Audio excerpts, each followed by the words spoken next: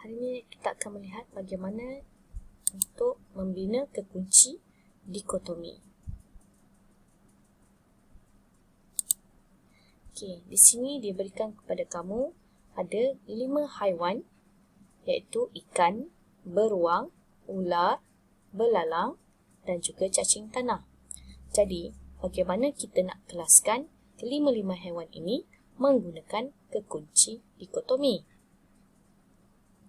Okey, cara yang pertama, kita perlu mengenal pasti dua kumpulan utama untuk pengelasan haiwan-haiwan ini berdasarkan ciri-cirinya yang sama.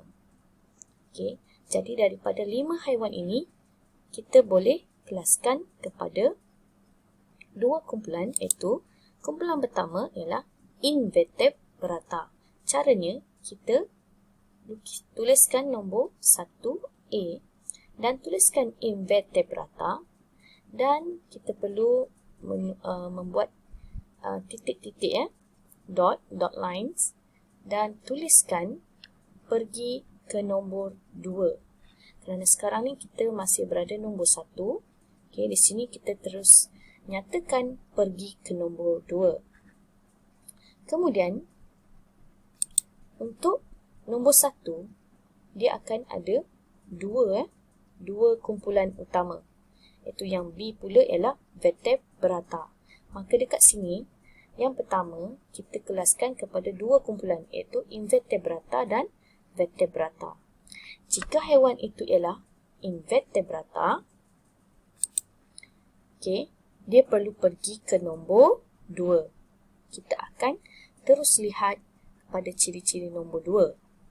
Kalau haiwan itu vertebrata, kita kena terus pergi ke nombor 3.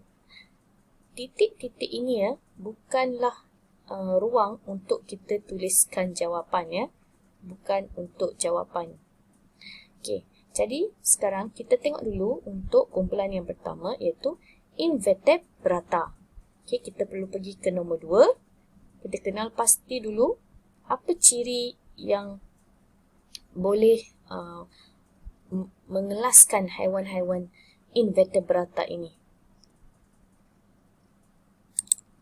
Okey, haiwan yang invertebrata iaitu haiwan yang tidak bertulang belakang. Antaranya ialah belalang dan juga cacing tanah. Jadi, kita kena ada dua ciri yang boleh membezakan antara belalang dan cacing tanah. Okey. Contohnya, untuk nombor 2, kita tuliskan invertebrata yang berkaki. Jadi, invertebrata yang berkaki ialah belalang. Kita sudah tahu, Dan ciri kedua ialah invertebrata tanpa kaki. Okey, iaitu cacing tanah. Jadi, caranya kita tuliskan nama haiwan tersebut di hujung sini, Okey, haiwan invertebrata pergi ke nombor 2. Sekarang kita tengok nombor 2. Haiwan itu berkaki.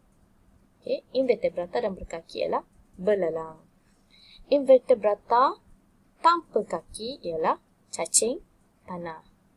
Okey, itu untuk invertebrata. Sekarang kita tengok pula untuk vertebrata. Okey, haiwan yang bertulang belakang. Okay. Jadi tadi kita sudah kelaskan belalang dan cacing tanah. Jadi dua itu kita dah boleh asingkan. Jadi kita hanya tinggal lagi 3 haiwan, iaitu ikan, beruang dan ular. Jadi dia minta pergi ke nombor 3. Pada nombor 3 dikelaskan kepada dua kumpulan, iaitu Poikilotrema dan Homoeotrema. Jadi, untuk Poikilotrema, kalau ikutkan tadi, haiwan berdarah sejuk, haiwan Poikilotrema yang suhu badannya boleh berubah-ubah, jawapannya ialah ikan dan ular. Okey, jadi ada 2 haiwan, kita tak boleh terus tulis ikan dan ular di sini. Jadi, dia minta pergi ke nombor 4 untuk kita kelaskan ikan dan ular. Okey. Untuk Homoeotrema, kita hanya tinggal satu saja haiwan, iaitu beruang. Okey, beruang. Jadi beruang pun dah tulis. Kita hanya tinggal lagi dua haiwan, iaitu ikan dan ular. Jadi sekarang kita pergi ke nombor 4. Okey. Nombor 4, kita boleh kelaskan ikan dengan ular tadi berdasarkan cara pernafasannya. Iaitu salah satunya bernafas melalui insang dan satu lagi bernafas melalui peparu. Haiwan yang bernafas melalui insang sudah tentulah ikan. Okey. Manakala yang bernafas melalui peparu ialah pastilah ular. Okey. Jadi inilah cara bagaimana kita nak gunakan kekunci. Okay, kekunci ciri-ciri bagi haiwan tersebut. Maka kita kena tahu apa salah satu ciri yang boleh membezakan antara dua haiwan. Okey, dan kita tidak boleh guna ciri kelas yang berbeza. Contohnya, untuk 4A, jika kamu tulis bernafas melalui insang, tetapi untuk B, kamu tuliskan mempunyai bulu pelepah. Jadi dah salah. Kerana kategori cirinya tidak berada dalam kategori yang sama. Kalau kita buat pernafasan, kedua-duanya mestilah pernafasan. Okey, seperti nombor 3 ini, kategorinya ialah dari segi jenis darah. Poikiloterma dengan homeoterma. Kalau yang nombor 2 ni, kategorinya kaki. Okey, sama ada berkaki atau tanpa kaki. Dan kategori pertama ialah tulang belakang. Kategori ada tulang ke tak ada tulang. Okey, jadi dia mesti sama kategorinya. Okey, cikgu harap kamu faham macam mana nak membuat kekunci dikotomi. Okey, untuk haiwan. Untuk tumbuhan juga. Okey, untuk tumbuhan juga kita boleh gunakan kekunci dikotomi. Okey, contohnya di sini dia beri pada kamu 5 haiwan ya. 5 tumbuhan, iaitu lumut, pokok padi, konifer, paku pakis dan pokok tomato. Jadi kamu kena kenal pasti dulu dua kumpulan utama untuk tumbuhan. Okey, iaitu tumbuhan boleh dikategorikan tadi sebagai dua kumpulan, iaitu tidak berbunga dan berbunga. Okey, jadi seperti biasa kita perlu tuliskan titik-titik dan kemudian kita kena nyatakan pergi ke nombor 2. Jadi yang atas kali ni, mestilah pergi ke nombor yang seterusnya, iaitu nombor 2. Yang ayat B, kita mestilah pergi ke nombor 3 seterusnya. Okey, untuk tumbuhan yang tidak berbunga, kita pergi ke nombor 2. Okey, dan kita perlu kelaskan mengikut 2 ciri, iaitu tumbuhan tidak berbunga boleh dikelaskan kepada 2 cara pembiakan.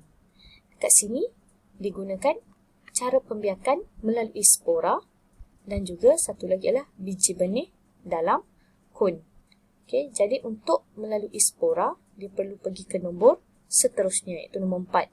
Tak bolehlah nombor 3 sebab nombor 3 dah ada atas ni.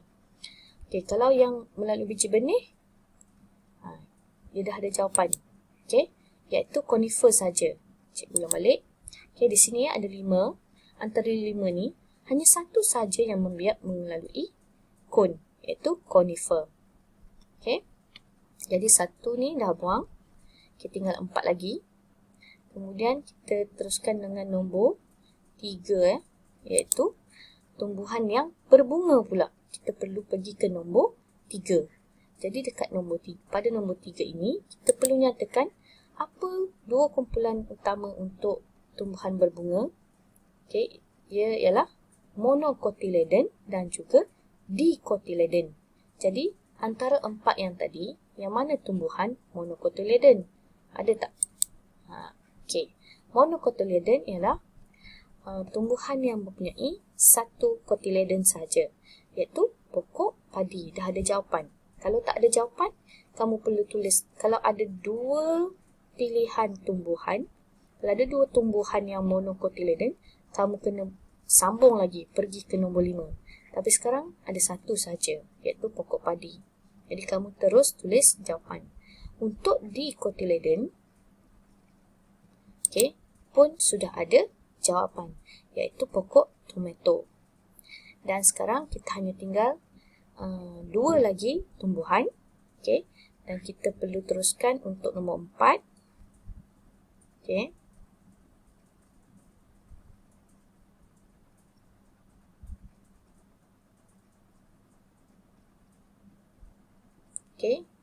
Untuk nombor 4 ni, dia berasal daripada 1A tadi. Tidak berbunga, pergi ke nombor 2. Nombor 2, membiak melalui spora, pergi ke nombor 4.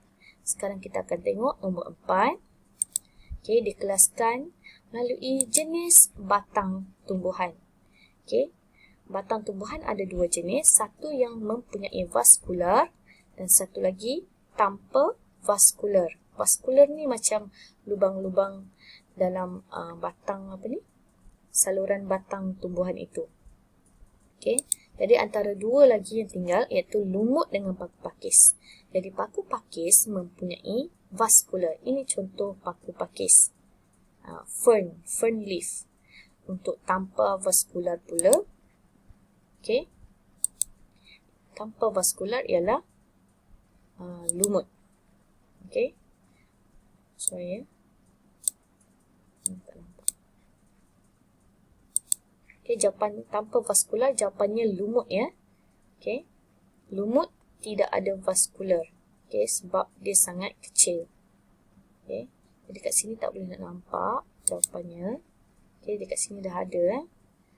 So itu sahaja bagaimana cara kita untuk membina kekunci dikotomi.